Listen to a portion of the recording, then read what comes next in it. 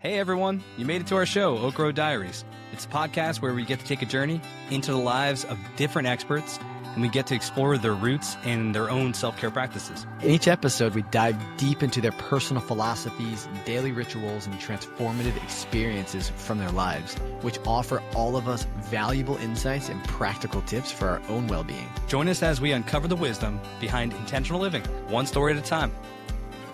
We're beginning a two-part conversation that we're really excited to share with you. This is part one of our conversation with Lily Sais, author, speaker, and thoughtful voice in the space of self-reflection and inner work. In this first episode, we start at the roots. We talk with Lily about her personal journey, the experiences that shaped her perspective, and the moments that invited her to slow down and to listen inward. We explore themes of unlearning, redefining success, and what it looks like to choose self-trust and presence in a world that often rewards constant doing.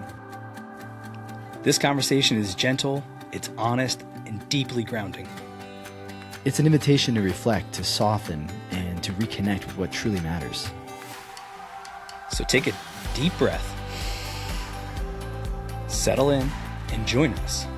This is where the story begins.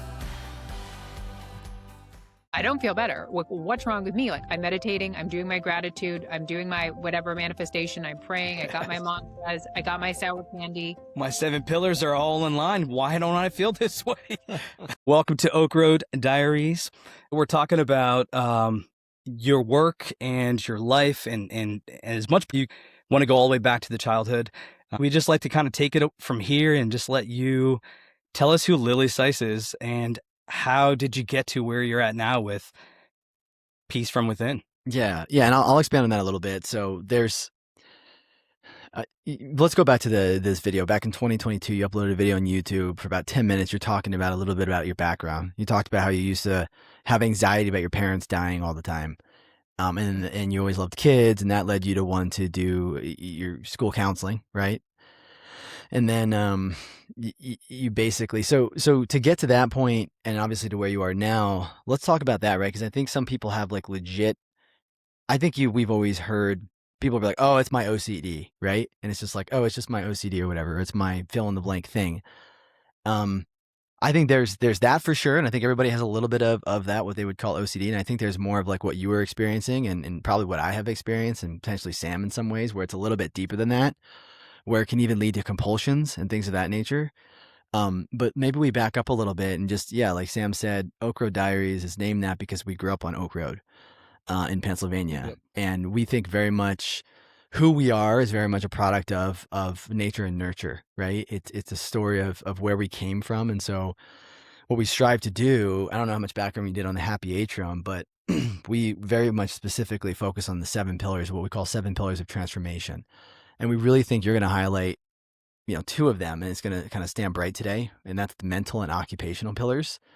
And so just to kind of wrap it around that, but as you think about your background, think about a little bit what got you to those experiences that you had as a child and, teenager, and that led you to want to do the school counseling to where you are now. That's kind of the story and that those threads that we like to pull on right now. Okay, great. I'm trying to like make it concise and interesting. Nah, I could be honestly raw. I can go all over the place. We'll pull you back in. Listen, maybe we start with mine, right? Like I remember when I was a kid, I don't even know if Sam knows this. And this is going to be one that we focus more on, like, I don't know if you were diagnosed like anxiety and OCD specifically, whereas like, hey, I didn't know that what it was, but when I was a kid, I certainly had things like I constantly had to spell letters in my head. Like not letters, words. I was always like, going through certain words, and then there was a certain number that like if things were done a certain amount of times, then that would like release the compulsion. And Sam obviously knows, he's like seen certain things that I used to do. Oh, yeah.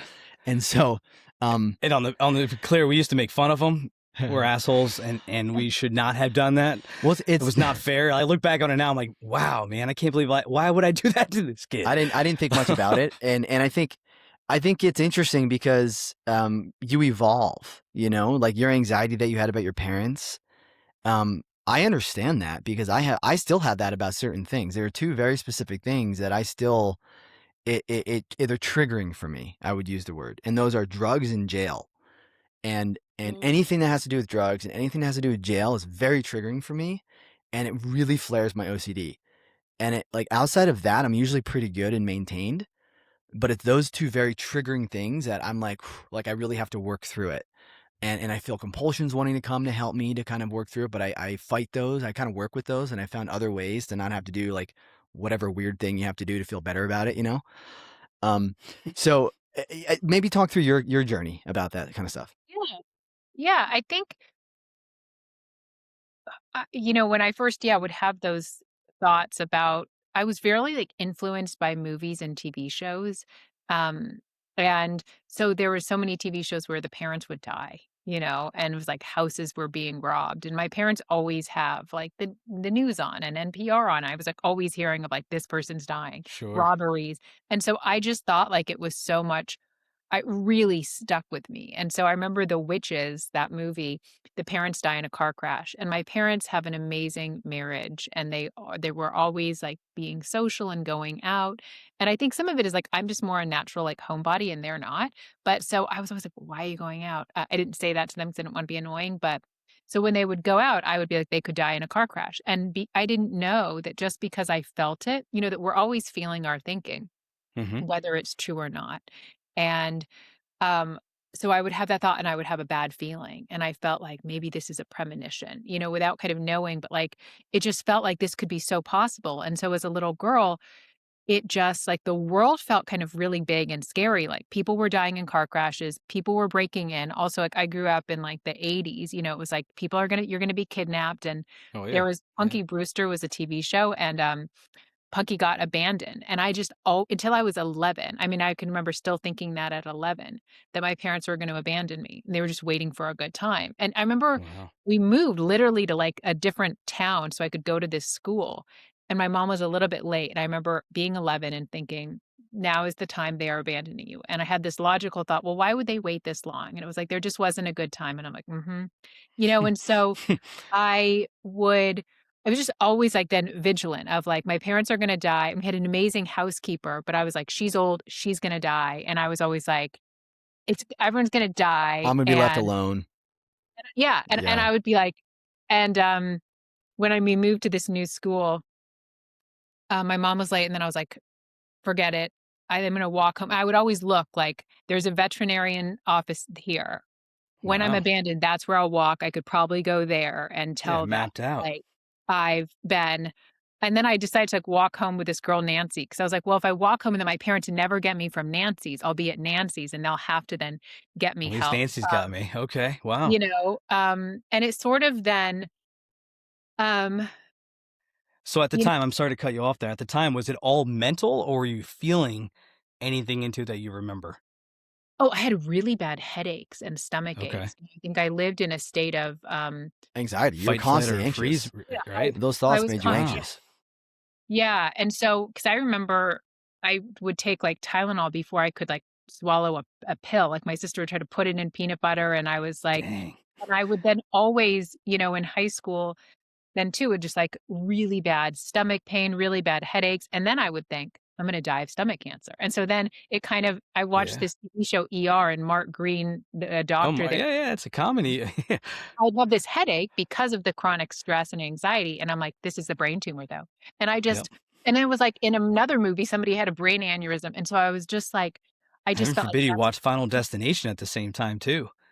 yeah, Did you watch that movie or no? I did not see that, That but it was movie like that Okay. movie Yeah. did to me what you're explaining right now. oh, I'm feeling in all this stuff. I'm like, man, these are. Yeah. That's a lot of years to deal with all that pain. yeah, and I think the biggest thing is, like, I didn't know that you can have a thought and feel it, and it was just a thought. Like, it Mhm. really felt like It was my real. parents could die, the house was gonna get broken into, I was gonna be abandoned or kidnapped, like, that big van is gonna come kidnap you, and then it was Sure. like and I'm also probably gonna now, as I got older, it was like, die of a brain aneurysm, a brain tumor, and stomach cancer. Whew. And, um, and then I think there is such a I see being on the other side, a correlation. I developed an eating disorder, and then Mm. also started like drinking and things to I think that that OCD to, okay, let me Sure. focus on something. No, it would mask it. It was something else, right? You would do Yeah. those other things to help you kind of find a cure, if you will, for the other anxieties. Yeah, and I think also growing up in LA, Los Angeles, like how can I make sure I'm not like rejected and unlovable? And it was like, well, if I could just be thin, so Sure. thin or whatever would go on. And so just kind of morphing Yeah, into this beast within you is LA is it's hard. tangible right now. I can feel it through just the conversation that we're having. I Yeah. can picture what this little Lily is feeling and dealing with at that time growing up. yeah. There's a lot of people that are I'm sorry, it's just an emotional response right now, and that's a big weight that I just felt on my shoulders Mm. of the amount of fear that children out there have. Right, Jared, we had this with conversations with other guests that we've had, Rick Diamond, Yeah. where you don't know, you're just living in those moments as a kid. And a lot of us, until we have these kind of conversations, we don't really think back on how we were feeling. Some of us, maybe like such as yourself, you're like, I know I was dealing with this. I was feeling this at the time.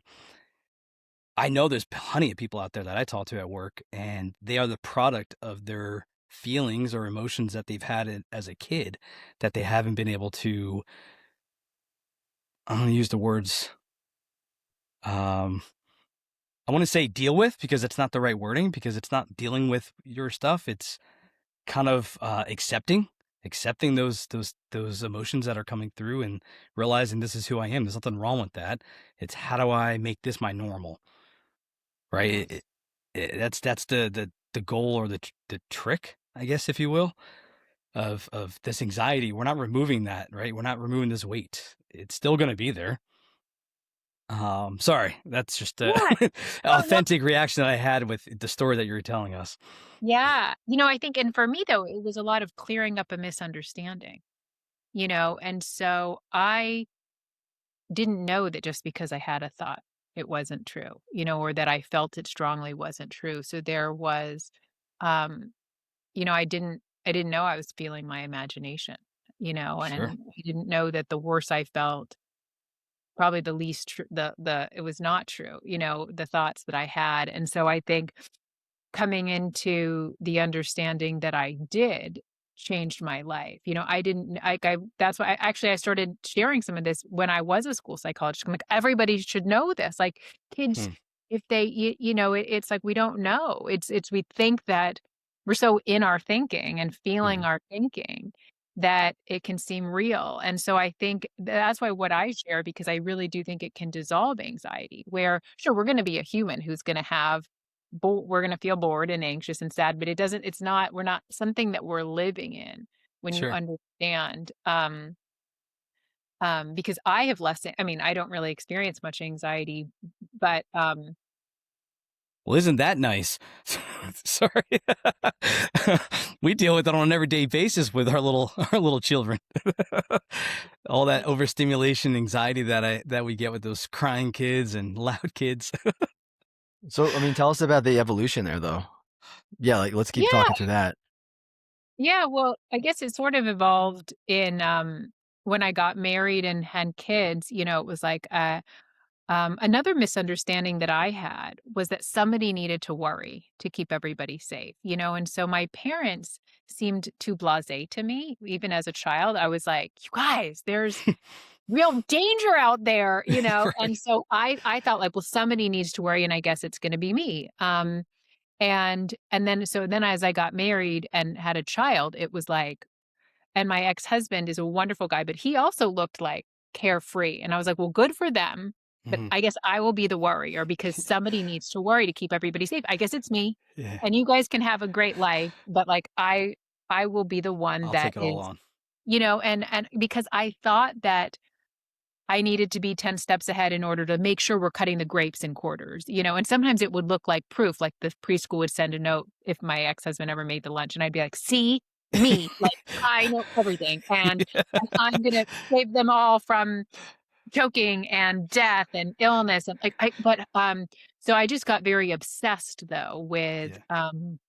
with health and this potential, I mean, health and more, but like, so that was, I didn't know that being carefree doesn't mean you're careless, And so that was another thing that I actually think, um, my severe anxiety that I then had, like panic attacks and anxiety, it looked like it was ruining my life, but it actually saved my life. Mm. It invited it I then became into the conversation, the understanding that changed my life and gave me freedom from anxiety and worry.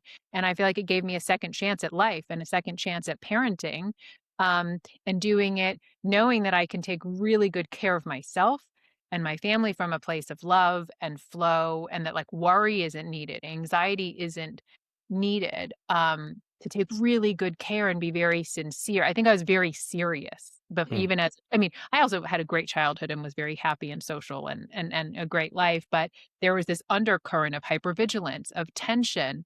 But I thought the world's really scary. There's diseases and murderers and bad things, and you need to like stay on guard and like, and then, but staying on guard, I didn't enjoy my life. I was so in my head, and I had, um, I guess I just being on the other side when I also got, after the birth of my daughter, I became very obsessed with health because then I was thinking of like feeding her, and I'm like, she's this blank slate. And I came into the paleo kind of conversation, and it was like, if you avoid Yeah. grains and whatever else, like no physical and mental illness, like a book on and a way. Oh man, Dude, it's so how it's much true does right this now. sound like me, Sam? Like it's just like one thing to the Oh next. man, that But health is plus good. At my least that's a good wife, thing, my right? wife now, and any new parent out there, like think about all of those people out there. They're like, I got this brand new person.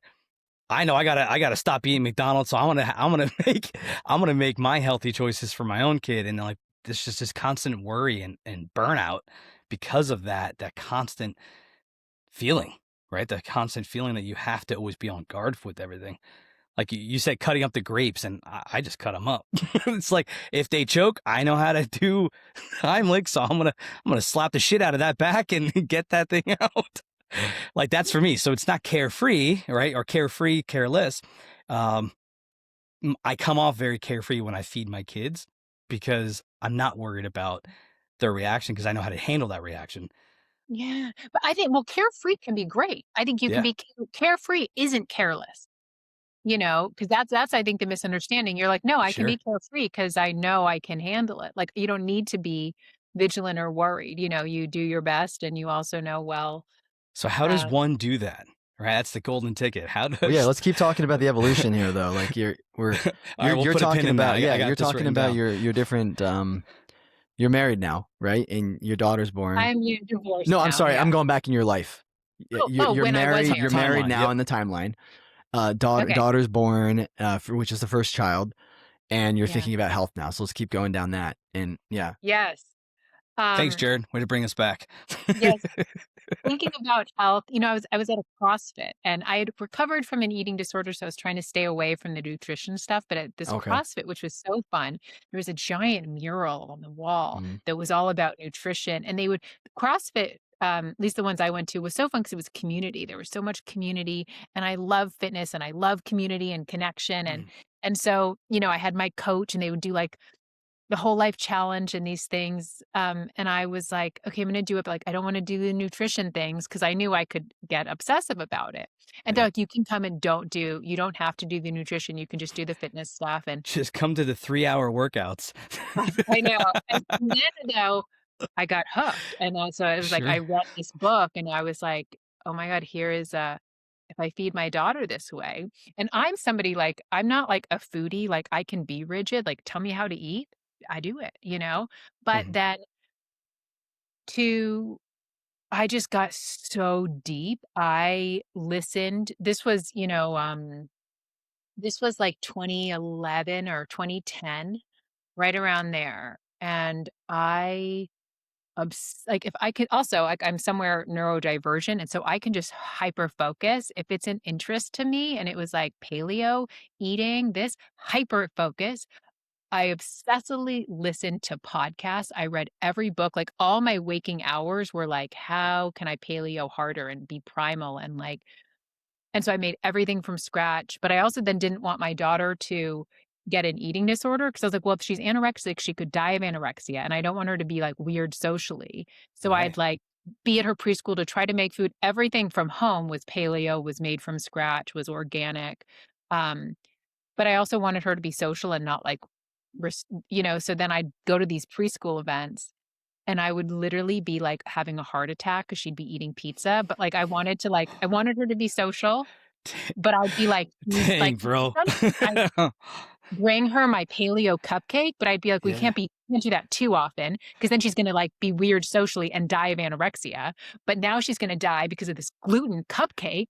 Uh, and so people like all these things that would be like normal, and I'd be like, gluten and sugar and the red 40 dye. And Oh, so the red 40. Don't even get me and started. and then I also like so I remember going CrossFit had like Mark Sisson who wrote like the Primal Blueprint come to speak and people asked him questions. I would answer. I'm like, I know what Mark's gonna say, because I've listened to every single podcast he's ever been on. And so I can end this story though. I got so obsessive that I lost my period for 3 years. So it wasn't that I was even overly working out. Um, but my hormones were in the postmenopausal range because I had Wow. such stress, but I'm like, I'm gonna paleo harder. Like when I first lost You my said that it was the cycle, stress? Is that what I heard you say?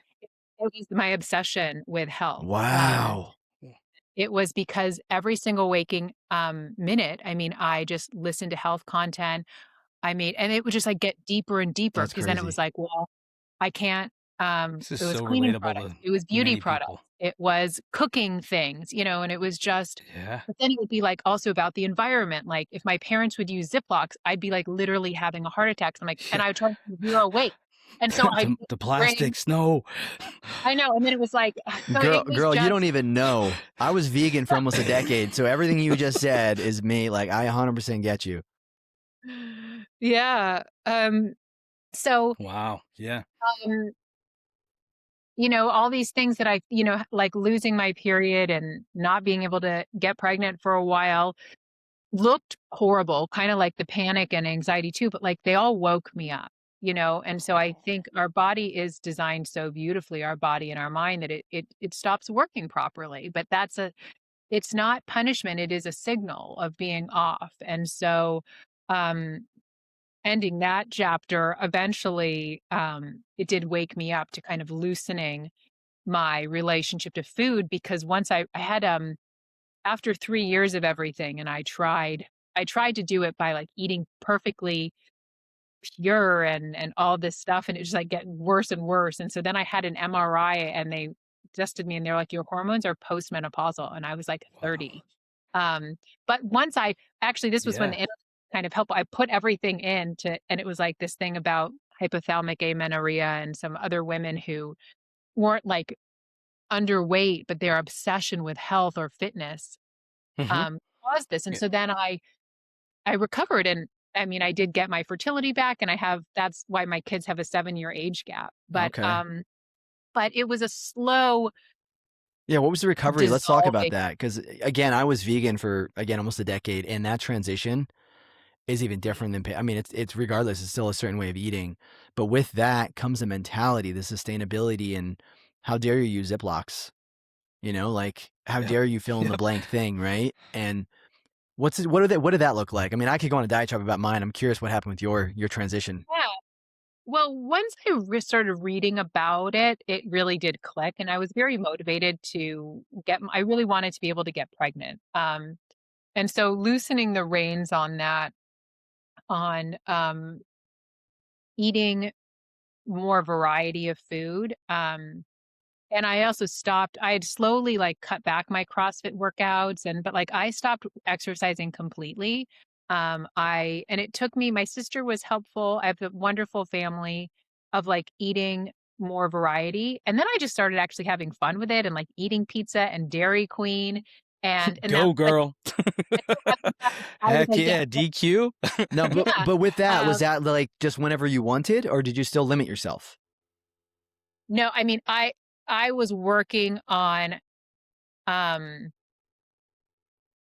took me a little bit to get comfortable with it. And then though, I was like all in. And within a few months though, I got my period back and I was pregnant. And so it was like very quickly, like, I That's mean, awesome. so it was a transition because I didn't of just like gaining weight. I wasn't even underweight. I was like kind of my weight now or maybe more, but like just a nature of eating more food, I did gain weight and that was hard, but I was a school psychologist and I was married. And so like I gained like 20 or 25 pounds, like nobody cared. And so it's kind Right. of interesting to be like, nobody cares. Like nobody is caring Huh. about, and also I know I still have like in privilege or whatever, but it was, I also could literally feel my body healing. So I was on these forums because so I wasn't That's moving. really They were like, huge. do no exercise. And it just clicked with me. I'm sure there's a lot of ways to heal from, hypothalamic Sure. amenorrhea and orthorexia. Um, but I was on this forum. And so it was a point where my stomach felt like someone beat me with a baseball bat. And I went into the Oh, forum and they were like, yeah, that's your organs. So they like the rationale behind it was why you stop working out completely. Cause there's little muscle tears if you're working out. And if you're yep. doing that, your body's going to go to heal that rather than heal Your organs. Yeah. your The main organs, important and I stuff. Yeah. felt it. So I think it's like I got the reinforcement of getting my period back, like literally my body healing very quickly, and so that really Wow. reinforced it. Um, After I did get pregnant and then have my son, I fell back a bit into Hmm. wanting to control and feed him perfectly, and it was I think especially like, um, kind of talking about like the triggers, I think like my kids' health and especially when they were younger, um, was definitely very like triggering and can very much grip me in terms of like their health. And this is so important and it being so Oh, yeah. serious. So it was definitely like, um, it Did your wasn't an, kids actually eat all the stuff that you prepped for them? oh yeah. I mean, They were good with it, huh? they were good. They made it with me. I mean, that was the That's fun awesome. thing. Like Yeah. um, I would get them, like, paleo cookbooks and, like no, they made everything, and I mean, I made good food and you there's so much you can eat, Oh yeah, for sure. but Yeah, I we my found that da we'll spend all this time in trying to prep all this food for especially our one daughter. She houses everything. Doesn't matter what it is. Our other daughter, no. She'll be like me and she doesn't eat all day. Like, all right, it's 10:30 at night. Like, what the heck?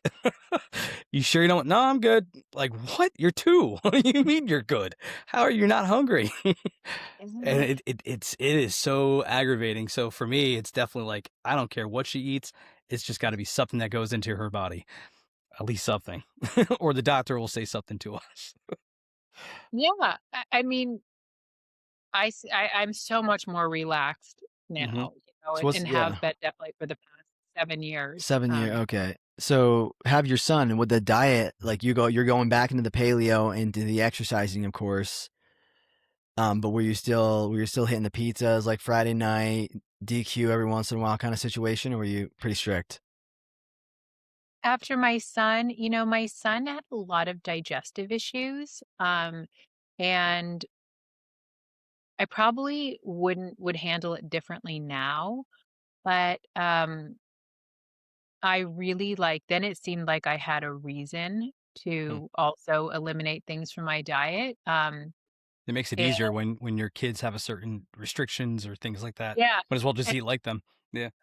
I was still nursing, and so afterwards, then there was a time where I would, like, literally just eat chicken and sweet potatoes, but I'd also be like, "I love this." Like, I mean, I think but I'm like, "Give me a reason to be so obsessive and strict." Like, I think part of me is also like, "Ew," like, I don't wanna eat, like, pizza and Dairy Queen, like, I wanna be like, it's just not fun for me. Even now, like, I'm very recovered, I'm very healthy, or I'm very mentally healthy, but, like, it's actually it's more so much more fun for me to cook healthy, I don't know, it's like I'm Sure. not gonna bake, like, anything or, like, I'm like, "Let's be healthy." Like, I don't know, so but You just it's want to from eat a what's healthy good. place.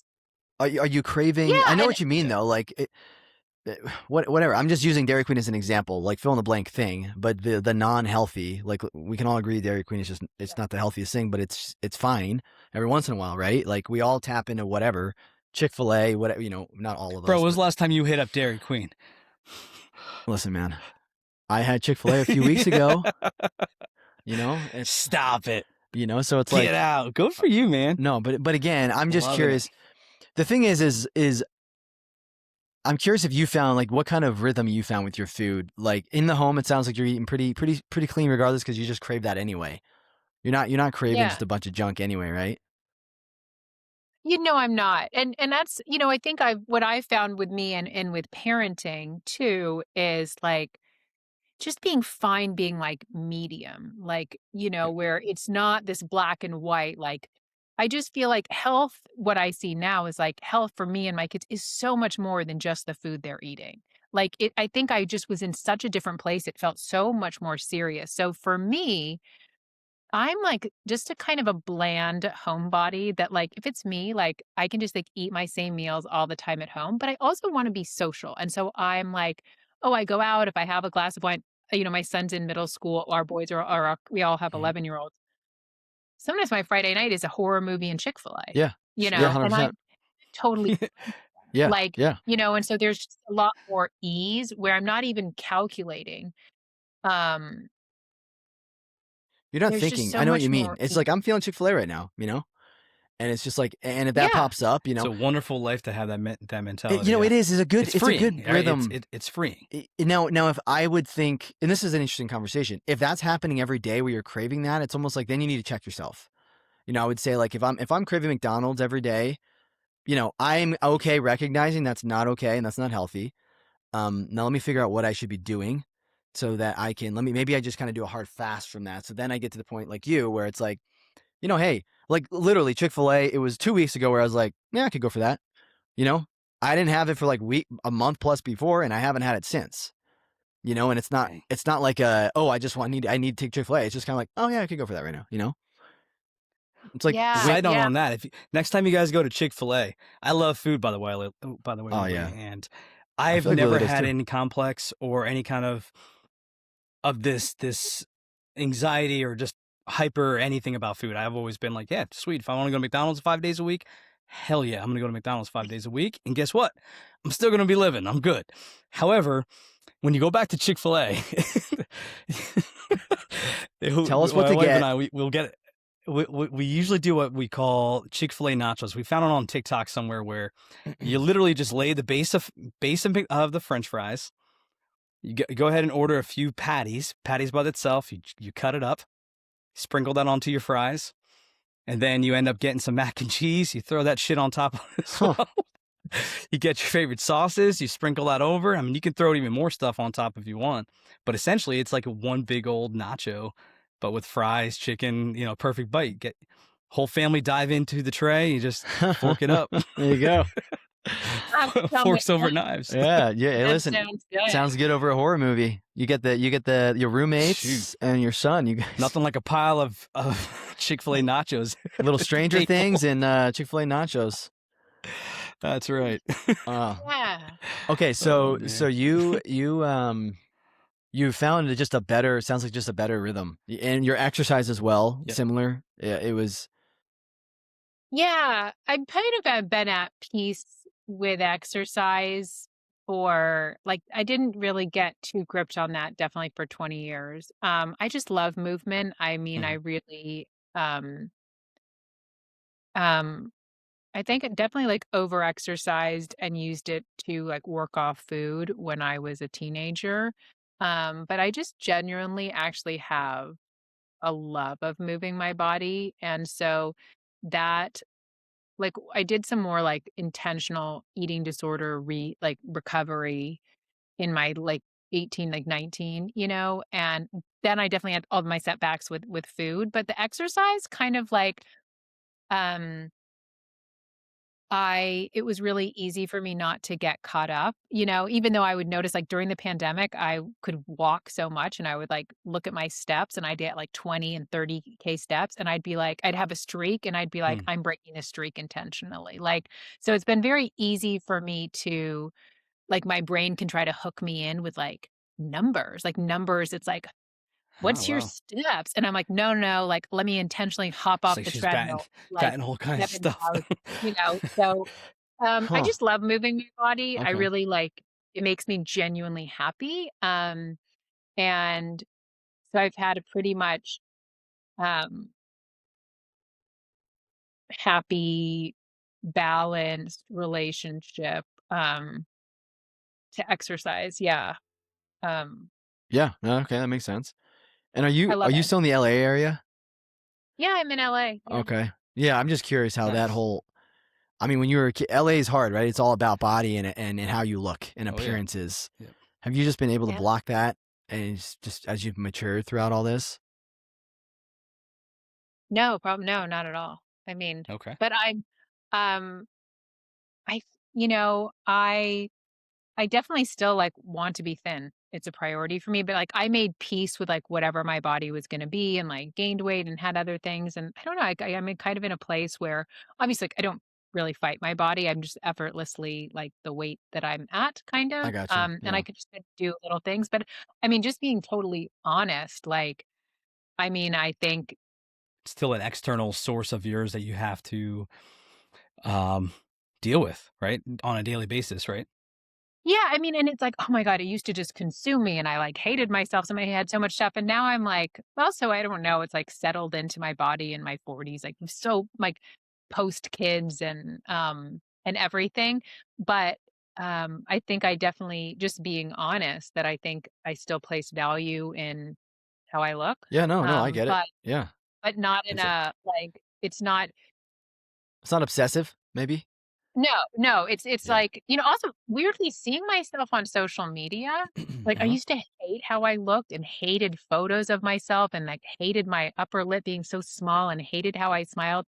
And then like, oh my God, I hated being photographed. Uh huh. And then I took a photo or my ex-boyfriend did for like social media. And then also seeing myself in video was like, because I think before I'd like see me and I'd be like, ew, you're like ugly and not a model, and like, and then, so every time I'd like see myself, I'd be like, oh, and then I see myself all the time. And so I think I just got used to like me and Normalized it. Yeah. You're like, yeah, this is what am I worried about? yeah, and so I or like, I don't know, I'm not, like, shocked, like, "Ew," like, "You're not" like, and so I just see me all the time, and I'm like, "I love me." I'm not like, "Oh, I'm gorgeous and thin," but, like, it really, like, helped neutralize me, and also, like, I have a busy life, and, so many if I waited to, like, look good in every video, I'd never 1, Yeah, I'm right there with you. I get I'd you. You just don't. evidence my, like well, I think I just like see me, and I like love me, because I don't know why, but so the really honestly, like seeing myself, just I like am so much more at peace with how I look. I guess I see like myself flowing in videos too. I don't know. It was like I guess like exposure to what I look like that I'm like whatever, not Yeah. so bad. I have a similar as well where I hated the way I sounded. Funny enough, we got a podcast show and it got me over the hump of hearing my own voice. Now, growing up, I had some speech issues. Couldn't say my R's, couldn't say my S's. Man, it was a bad thing, and you just get made fun of it, from it. I make joke of everything. That's generally my coping mechanism. I get weird around death. I get weird around everything, and generally my personality is I'm gonna make it a good time for somebody, and I'm gonna make somebody laugh, and generally at myself. And for me, just getting over the hump of seeing and constantly editing the shows, I'm like, you know what? The hell with it. My voice is whatever my voice is. I think you Can't look change great. it. Can't do anything. And at some point, and to some extent, you can't change your physical appearance. You are what you are. Now, granted, throwing those external factors in it, if bringing on not shitting on the fast food industry, but throwing that into your body every day is not going to get you to the physical desire that you may want for, or a individual, not you, Lily, but an individual wants for their body, or their look. However, at some point, you just got to be content with ourselves, and just, Mhm. man, people love authenticity. They love who you are, who I am, my voice. It don't matter. It's just the content of what's coming out of you is what people care about. Yeah. Um, well, going back on the shift from your school psychologist. I mean, that Yeah. dealing with kids, what age were you a school psychologist for? You know what? I actually worked in my career. I started out in preschool.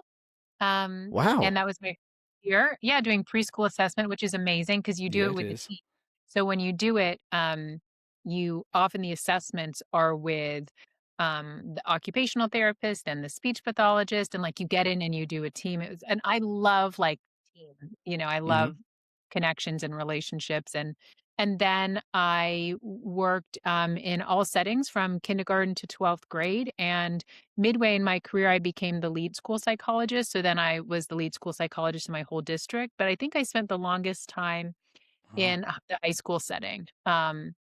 But I've worked with kids, yeah, from very early on, um, and into high school. But I love like middle school and high school. I mean, I loved all ages. There's so I hear much. that a lot. The Middle school is differences. a really cool sweet Yeah, spot.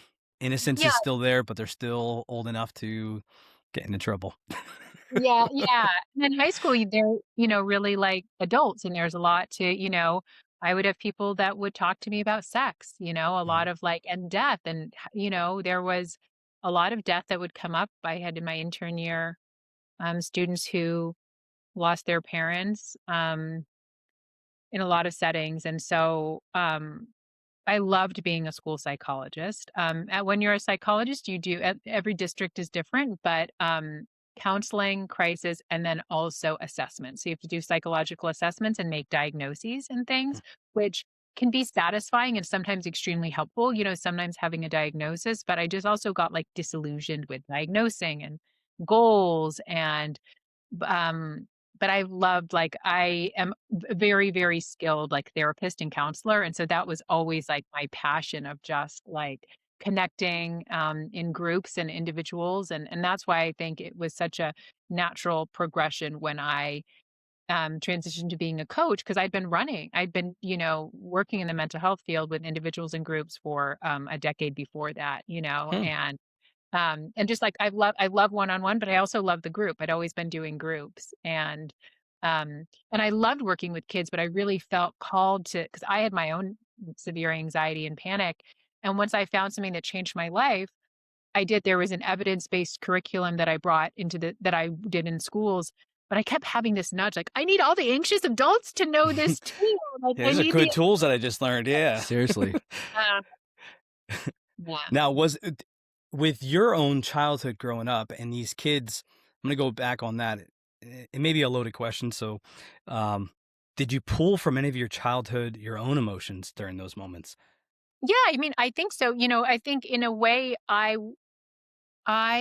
would appropriately disclose, and Right. so I think one of the big things when I would see my students, and if they would say something, sometimes I'd be like, "Oh, me too," and they'd be like, "What?"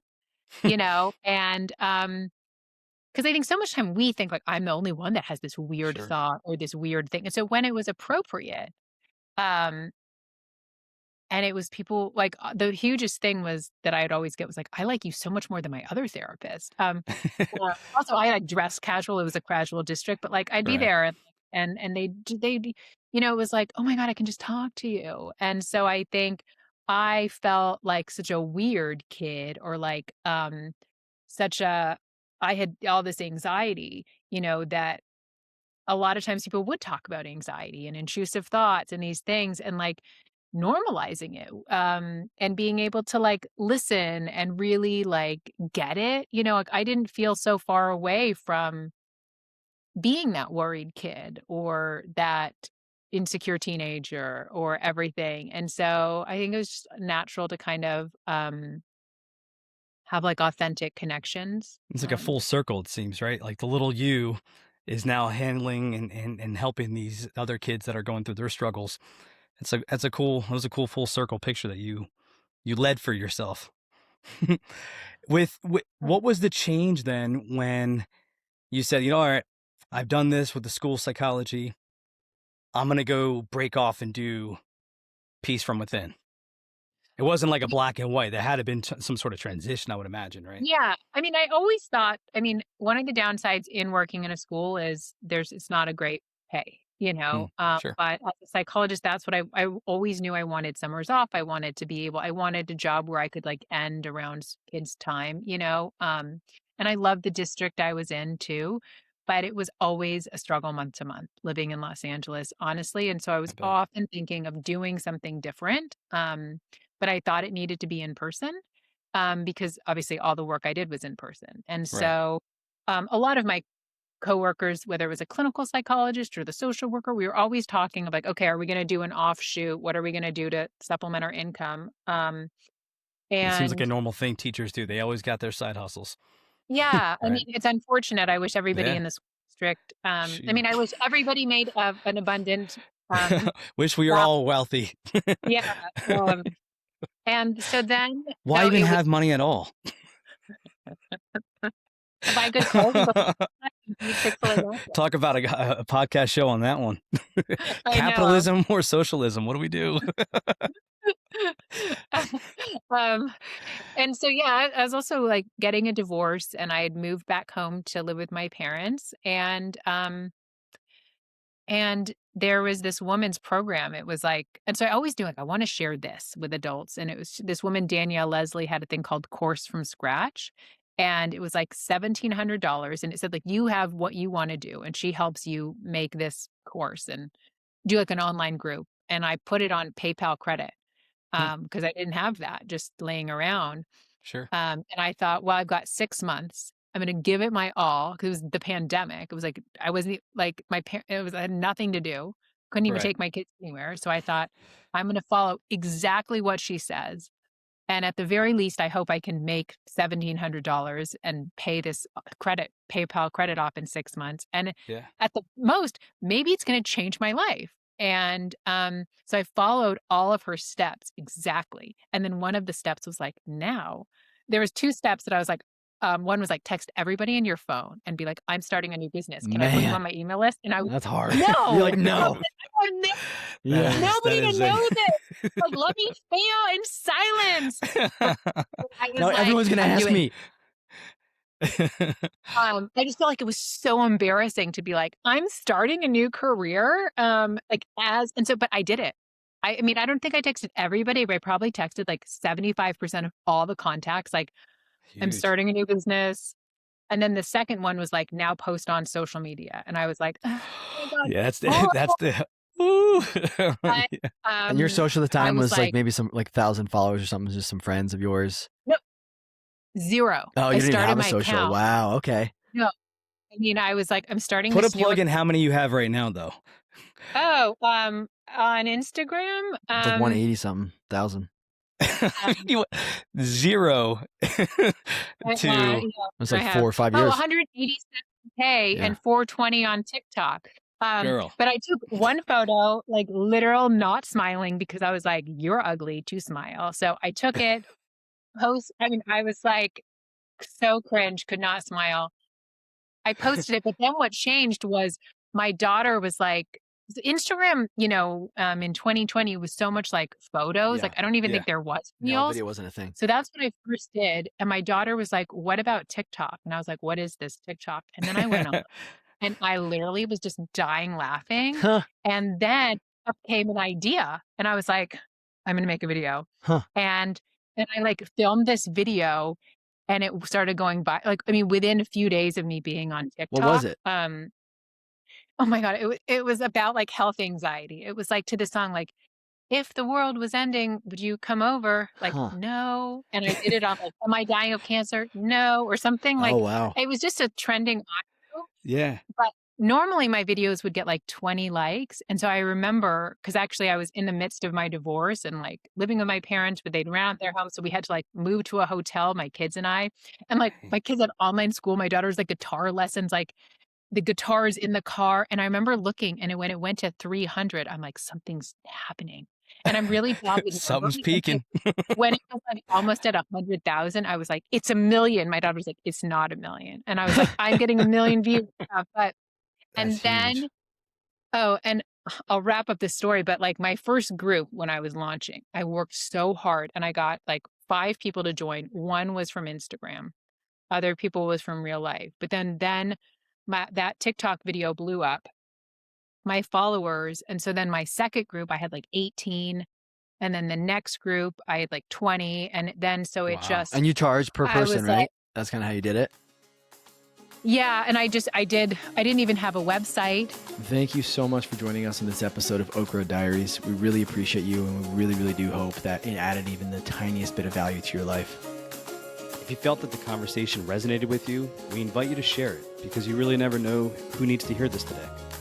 You can find more tools for intentional living and the 7 pillars of transformation at thehappyatrium.com or connect with us on our socials at thehappyatrium. We'd love to see and interact with you there. Until next time, keep tending to your inner child, one breath, one step, and one story at a time. Take care, and we'll see you down the road.